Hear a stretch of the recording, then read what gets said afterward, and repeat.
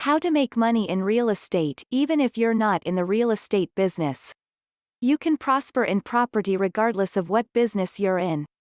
When I founded a financial services company 24 years ago, I was focused on my core business, hiring the right people, navigating arcane regulations and recruiting clients.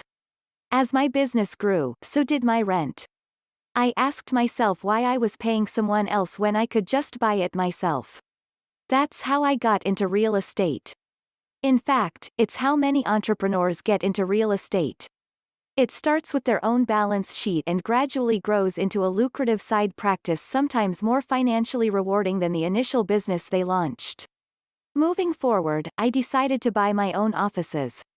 Throughout the years, I have bought and sold more than 50 properties, from commercial office buildings to single-family houses.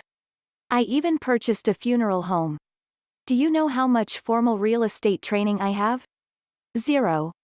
If you're a successful business owner in any other industry, you can be successful in real estate, if you're careful and follow these simple rules. 1. Buy what you know. If you buy real estate handbooks or take pricey classes, the first lesson they'll teach you is this: do your homework and research. As if that isn't true in any industry. However, if you're successful in your industry, you already know a lot. You've likely scoured the area, and maybe other regions and states, for the best rates on the most suitable and energy-efficient offices for your needs. You're keenly aware of what's a good deal for the square footage you desire and which areas are the most convenient for your employees and your clients. In other words, you're more qualified to buy a particular type of office building than many real estate professionals. 2. Let go of your ego. Last month, I sold a funeral home in a low-income area for twice what I paid for it in 1996, while also raking in significant rent in that time. Meanwhile, I have friends who own pricey glass towers visible from the interstate, because they like to go to parties, brag about the buildings they own, and hear, "Hey, I know that place." Few people know the places I've bought and sold. Because I don't care about cash, I don't pay an ego markup. I can negotiate harder and pay less. Then I can market my properties to tenants and owners who are just as savvy about finding a good deal as I am. It turns out there are more dealmakers out there than successful businesses willing to spend extra for a fancy address. 3. Recession-proof your purchases. Along those lines, I look for the best values because I seek recession-proof properties. A friend of mine just bought a beautiful office building for $252 a square foot. He's smart and hardworking, and I expect he'll make money on the deal. Me? I'll never pay that much for anything. Real estate is a notorious boom or bust business, and like the stock market, it's nearly impossible to time it perfectly.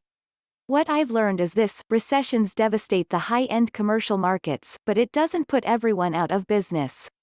Those businesses trying to cut back will often ditch their high-priced offices for more modest ones, and I own many of those. Bottom line, I not only profit as much as my friends with nicer properties, I sleep better at night knowing the things I can't control won't badly hurt me. 4. Sell to people just like you. Buying a valuable property for the best price is only half the transaction. It won't matter how good the deal is if you can't turn around and rent it or sell it.